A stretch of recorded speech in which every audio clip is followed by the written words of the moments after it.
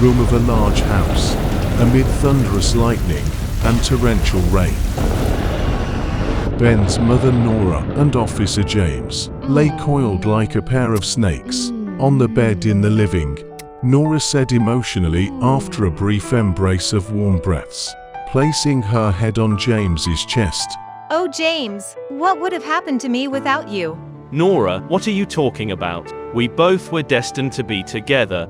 If I ask you something, can you promise to give it?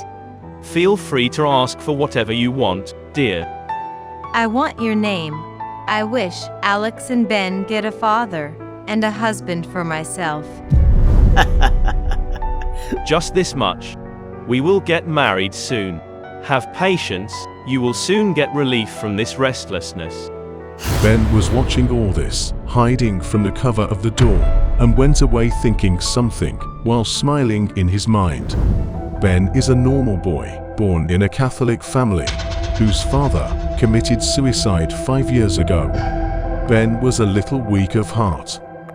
If someone shouted loudly around him, he would get scared, till he would get migraine attack. But Henry and John, 2 boys in Ben's class, do not hold back from teasing and harassing him often.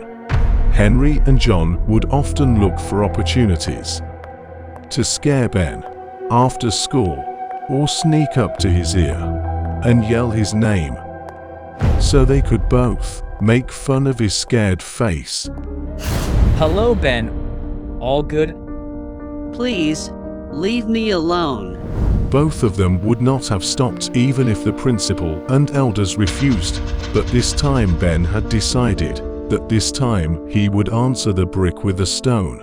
Halloween was just 2 days away, and she decided to go to this Halloween party in such a terrifying looking avatar that would send shivers not only to children, but also to adults. Ben went out of town to do some Halloween shopping at a giant store, where all kinds of costumes were found, even after searching every corner in the shop for half an hour. When he didn't find anything he liked, he started returning disappointed, but before Ben could go, he heard the sound of eating something from a corner. Ben's advancing steps had stopped on their own, and curiously he walked towards that direction. He saw a mask lying on the table across the screen. Seeing which, Ben was frozen with fear for a moment. Then somehow he regained consciousness and said to himself, Now this is a very ghoulish and scary avatar for Halloween. If I got scared, Henry and John will tremble from head to toe. As soon as he said this, he had extended his hand towards the mask, when he heard the loud voice of a man from behind, and his hand stopped. Don't even think about it. And whom did you come here with? That voice. Actually, I want to buy this mask. This mask is not for sale. If you want to buy something other than this, I absolutely need this mask, and I have the whole $20. it is not a matter of money. This mask is not for sale. Whether you give 20 or 20,000, now you can go. Having said this, the shopkeeper showed Ben the way out. But Ben didn't come today with the intention of giving up. As soon as another customer arrived, the shopkeeper's attention was drawn. Ben picked up the mask from the table and ran outside, leaving $20 on the table as he went. Excuse me, but I desperately need this mask. Stop, boy. You don't know what a big mistake you are making.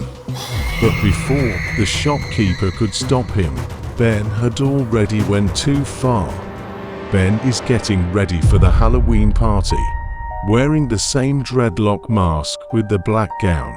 He looked at himself in the mirror and said before leaving, This terrible form will take someone's life today. Ben's younger sister Alex, who was just coming into the room, suddenly started screaming when she saw Ben. Seeing Alex scared like this, Ben laughed. How scared are you, little one? This is me, Ben. Well, listen, if Mom asks, tell her I'm going to Daisy's Halloween party. I'll be back a little late. Saying this, Ben walked towards Daisy's house. On the way to Daisy's house was a cemetery, where Ben was hiding and waiting for Henry and John. After seeing both for a while, when he heard the sound of their footsteps and conversation, he immediately got ready so that both of them can be scared suddenly. And he did exactly as he thought. Today, I will make both of you my food. Saw such delicious food after a long time. While retreating, both the boys fell down in fear. And considering Ben as a dreaded man-eater, he begged for his life. Let us go. We haven't done anything well. Ben, what are you afraid of? Say, why are you silent? We are going to our friend's party. Do you? Before John could finish his sentence, Ben burst into laughter and started laughing hysterically. Son of donkeys, it's me, Ben. It was fun to see you two donkeys getting so scared. A moment ago, John and Henry's blood ran dry with fear. Both were red with anger, after all whom they had been pressing under their thumb. Today the same Ben brought them to their knees, even for a while. In this anger, Henry stood up and pushed Ben hard and threw him away. How dare you scare us? Now let's teach you a lesson. Stop, bastards. Ben immediately stood up, and it was clear from his demeanor that it was not the Ben who was cowering in fear, but someone else. Ben grabbed Henry by the scruff and opened his huge mouth. As soon as he saw him, he separated his head from his torso and ate it. John's soul trembled. After seeing this terrible scene, he had a heart attack. But Ben showed no mercy to him and dragged John inside the cemetery. Then the whole sky exploded with a scream on reaching Daisy's house as soon as she knocked on the door. So a boy dressed as a vampire was horrified at the sight of Ben. He even asked Ben, trembling, "Who is that?" In response to this, Ben spoke, I'm Ben, Daisy's school friend. but the boy was not ready to believe anything Ben said. When he doesn't understand, he pushed Ben and closed the door on his face. Ben was also understood by this that it is the fear of the mask that is scaring people. This mask has done wonders. Everyone is scared of it. But I must take it off now, otherwise someone will be really dear to God today.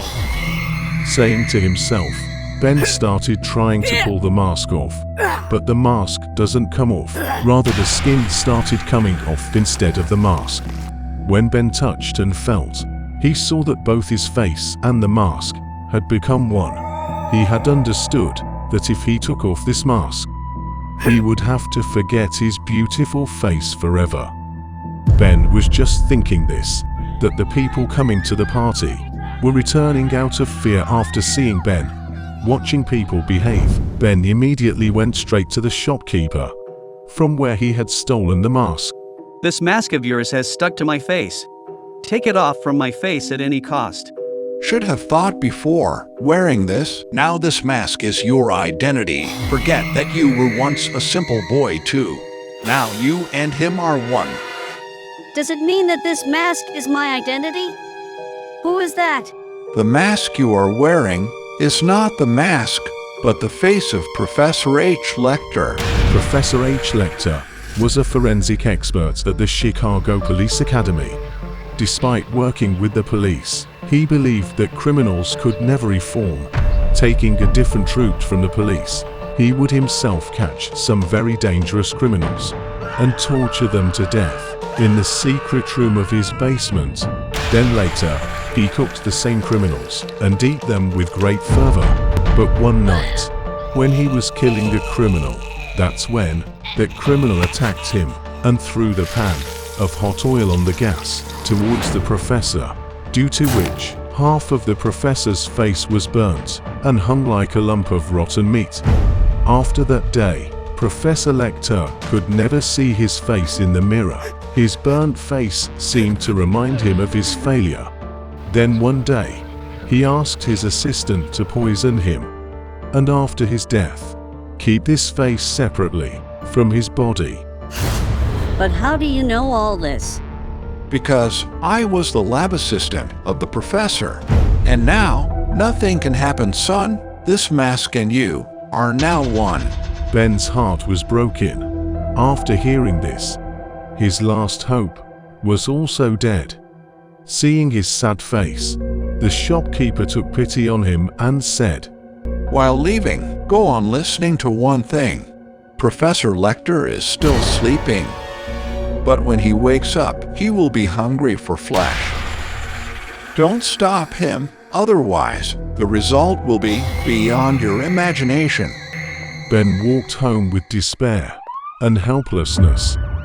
But just before reaching home, he saw an ambulance and 2 policemen outside his house. At first he thought that these people have come to arrest him. But when he came to know the reality, the ground slipped under his feet. There was a flood of tears in his eyes.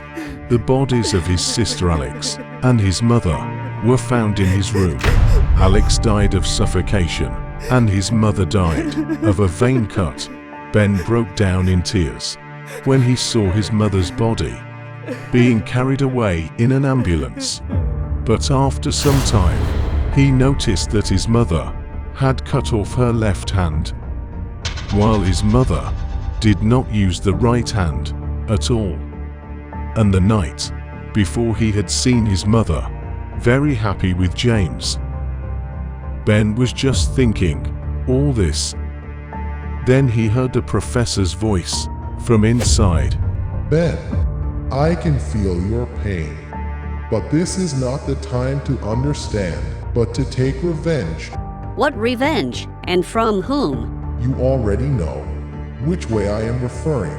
So Ben, my question to you is very simple. Do you want revenge or take your mother's death as a fake suicide? Ben wiped his tears after listening to the professor and said angrily, I know where he will be found. Will you be able to kill him? Worse than that.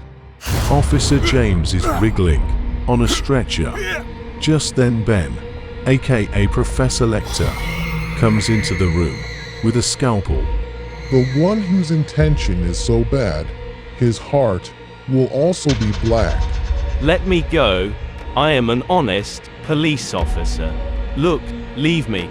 I will give you whatever you ask for. I swear. I want your black heart. Will you give? Tell me? James kept shouting, no, no, at the top of his voice. But Professor Lecter's hands were not going to stop today. He made a long incision in James's chest with a scalpel, and putting his hand, took out his heart from inside his chest and started eating it raw. Ben regains consciousness as Officer James dies. When he saw the mutilated body of Officer James in front of him, he said with a smile, Thank you very much, Professor. By the way, while doing justice, you do not see the difference of age, do you? You just tell the name and location. There are 2 bullies in my class, John and